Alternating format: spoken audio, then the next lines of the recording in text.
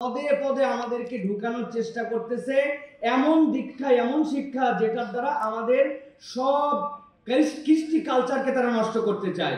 একটা ছোট্ট পরিসংখ্যান দেই, আজ থেকে 50 থেকে 60 বছর আগে একটা মেয়ের ঋতুচক্র ছিল মাত্র লাইফে 40 থেকে 50টা।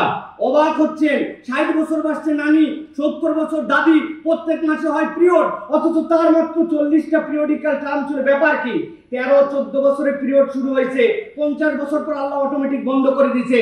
মধ্যের 35 বছর বয়সে উনি 12টা 13টা 14টা বাচ্চা কাচ্চা নিছে, তার দুধ খাওয়ানো, মাতৃত্ব, এইগুলা মিলাই তার লাইফেই 50টা পিরিয়ড। আর এখন 9 বছর 8 বছর 7 বছরের বাচ্চার এখন এই সকল বিকৃত মনা শিক্ষা দেওয়ার কারণে পিরিয়ড শুরু হয়, তারপরে শেখানো হয় দুটি বাচ্চা ভালো, একটা হলে ভালো, না হলে তো আরো ভালো। এইভাবে তাদেরকে শিক্ষা দিয়ে এখন 300 থেকে 350 পরিমাণ তাদের এই যে পিরিয়ডিক্যাল সার্কেল নিয়ে আসছে। মনে করতেছেন এটা বিরাট কিছু না, এর মধ্যে তাদের একটা এজেন্ডা আছে, যে এজেন্ডার মাধ্যমে তারা আমাদের শিক্ষাকে নষ্ট করে দিতে চায়, তারা আমাদের সন্তানদেরকে নষ্ট করে দিতে চায়, আমাদের পরবর্তী প্রজন্মকে নষ্ট করে দিতে চায়। শরীফ শরীফের গল্প আউট হয়ে যাবে বই থেকে, আমরা মোটামুটি খুশি, মাশাআল্লাহ। প্রধানমন্ত্রী একটা কথা বলেছেন, এটাকে সাপোর্ট করি, কিন্তু এটা নিয়ে খুশি হয়ে থাকলে আমাদের বিপদ। আমি মূল ফোকাস যেটা দিতে চাই আজকের এই জাতীয় সেমিনারে, দেখেন সচেতন নাগরিক সমাজের ব্যানারে আমাদের এই সেমিনার।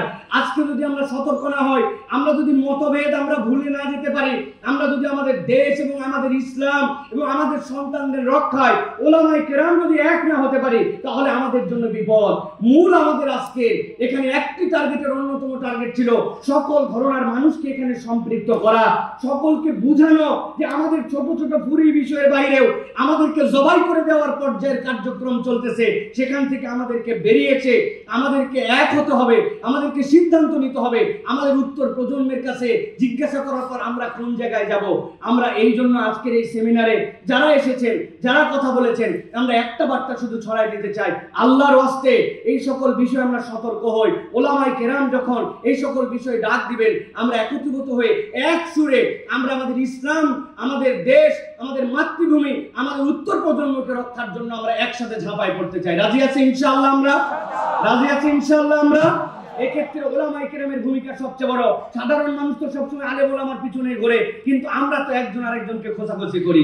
তা আমরা এই খোঁচাখুচি ভুলে আমরা আমাদের এই যে নির্ধারিত ইস্যুগুলোতে আমরা যেন এক হয়ে কাজ করতে পারি। আগামীতে যে কোনো কিছুর ডাক আসলে আমরা যেন সকলে সেটার পিছনে যৌক্তিকভাবে ছুটতে পারি। আল্লাহ যেন আজকের মেহনতকে কবুল করেন, আপনাদের আশা ভরসাকে কবুল করেন। হাযা মা ইনদি ওয়াল ইলমু ইনদাল্লাহ।